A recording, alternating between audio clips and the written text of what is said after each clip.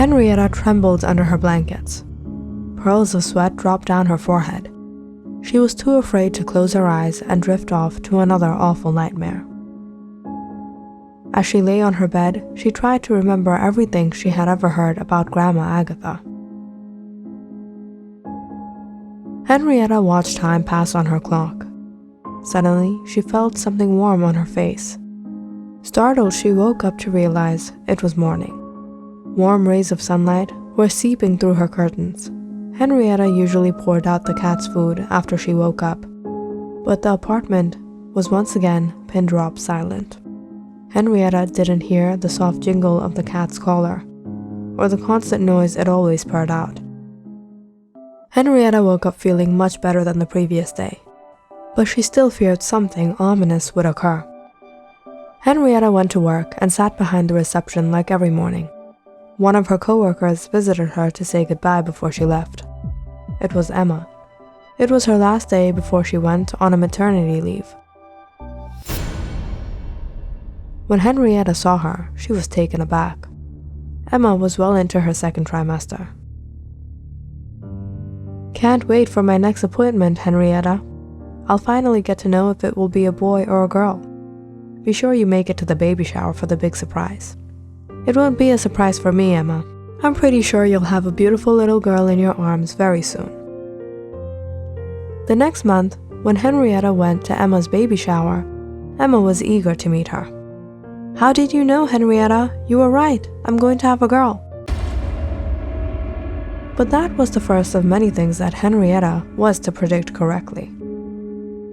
Like the time when havoc broke loose in the office building when some drugs were misplaced, or rather, stolen. Henrietta's boss had called her for a private meeting on whether she had seen anyone leaving with anything suspicious. Henrietta didn't tell her boss anything specifically, but everyone at the office already suspected one individual. It was one of the sales representatives, Lena. Lena was haughty and arrogant, and had a tendency to nag, although she had everything she wanted in her life. She was attractive, she made lots of money, she owned a house. What more could a person ask for? Well, Lena could tell you. One of these days, Henrietta overheard the woman nagging about her figure yet again. Henrietta murmured under her breath, "I wish your heart would harden and you would really suffer and lose that body of yours, and then it would suit you to complain." As soon as the words slipped off of Henrietta's lips, a commotion occurred in the reception area.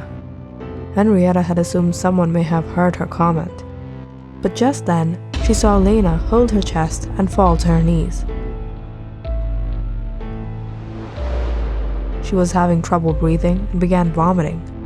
Lena was terribly sick. An ambulance was called and Lena was taken to the hospital.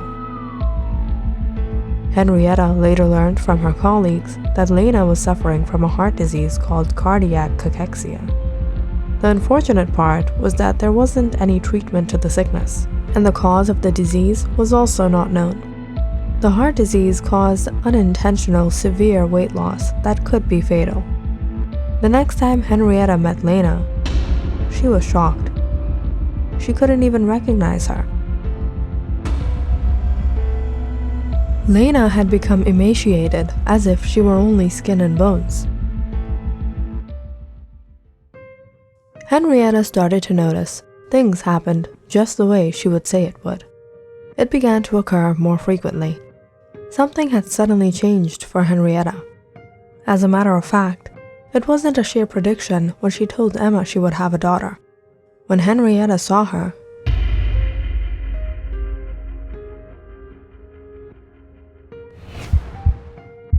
she could see her unborn child in her womb, the blood flowing through the veins. Henrietta could sense the child's heartbeat. And not only the child's heartbeat, but when someone would anger Henrietta, she could even see the heartbeat of that individual.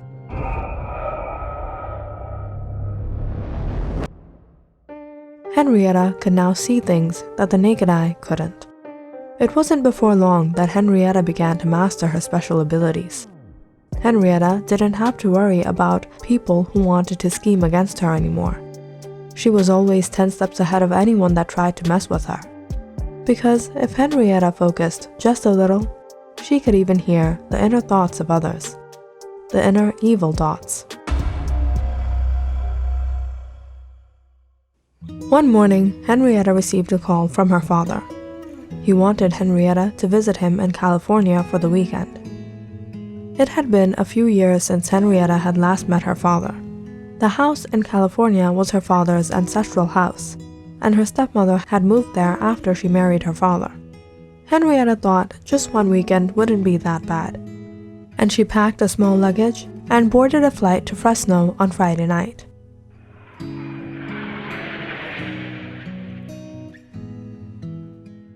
When Henrietta got there, she saw she wasn't the only guest. Some of her stepmother's family members had come over as well, and they were staying at the house. The minute Henrietta stepped into the house, she figured her stepmother didn't want her there.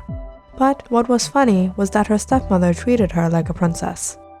Henrietta wondered how her father was being fooled by this woman in so many ways. She dearly missed her real mother. It wasn't before long that Henrietta realized why the house was crowded with so many of her stepmother's relatives. Her stepmother intended to hand over the property to her sister. That was the reason why she had been complaining to Henrietta's father that the house had so many issues. She kept urging him to sell the property and move to an apartment. But Henrietta knew exactly what was in the mind of this woman. First she stole her father, and now she wanted to snatch away all his wealth and give it to her family. This woman had been using Henrietta's father all these years, demanding one thing after the other. Henrietta had noticed her father's health condition wasn't too great either. Henrietta came to the conclusion that her stepmother had been pressurizing her father about the property, and Henrietta knew her father was a soft-hearted man. He would give in to her stepmother's wishes. Henrietta wanted to expose her stepmother, but then she remembered she was the only person who could hear. If Henrietta wished, she could make this woman suffer greatly. When Henrietta looked at her stepmother, she could see the woman's heart throbbing in her chest.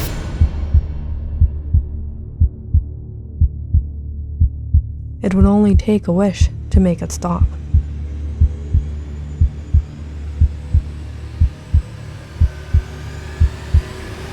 But she knew her father would be terribly heartbroken. So on the next opportunity that her stepmother raised the topic, Henrietta made things go her way. "Felix, you need a change from this house. I'm telling you, if we rent an apartment in the city, the change will do you some good." "Sell this house? Dad, are you really going to sell this? Hasn't this house been in the family for decades?" "Yes, dear. I didn't want to sell the house, but your mother was telling me her family members could take care of the house." "Wait, I have a great idea. Instead of selling the house, you could just give the property to me. It would stay in the family and I'll visit the house every few months and clean it up." "Henrietta, that actually sounds like a good idea." Henrietta had no intentions to keep the property. She just didn't want her stepmother's family taking over all of her father's wealth.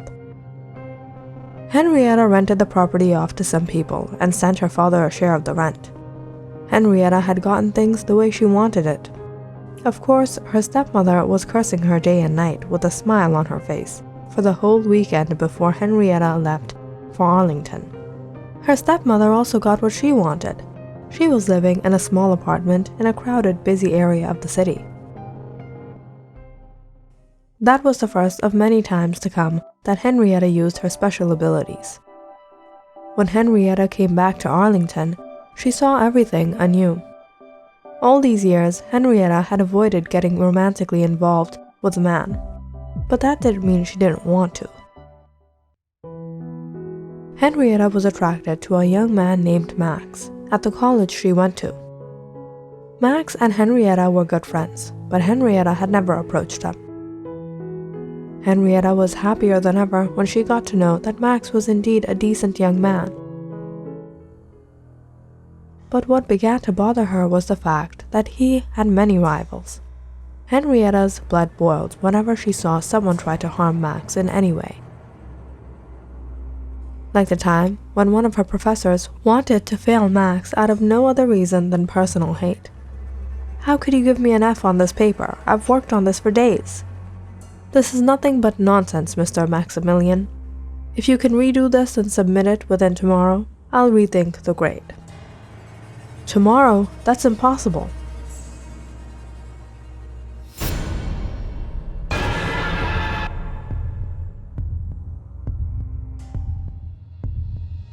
Strangely, the professor had to take leave from work for a whole month, and all his classes were postponed or cancelled.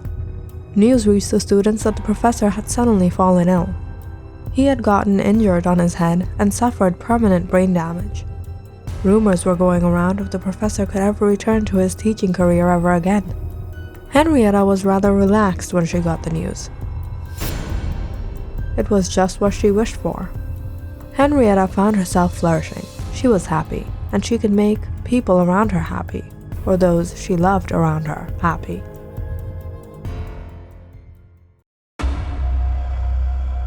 It wasn't until Henrietta saw another dream that she began stressing again. She saw her Grandma Agatha, but this time she wasn't rebuking her. Rather, she was calling her. "Henrietta, come back to the mansion. Find the altar and inscribe your name. Join me. Join us. Claim your power." Henrietta woke up feeling nervous, but something urged her to obey the orders. The next day, Henrietta locked her apartment and started her journey to Louisiana.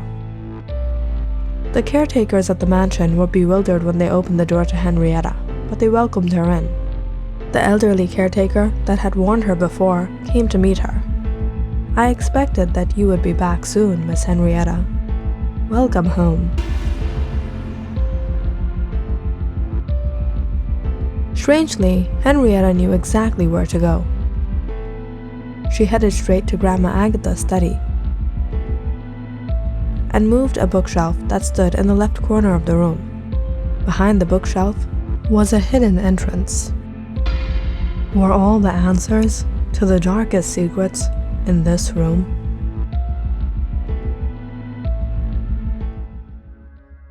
Click on the subscribe button and check out more awesome videos on our channel.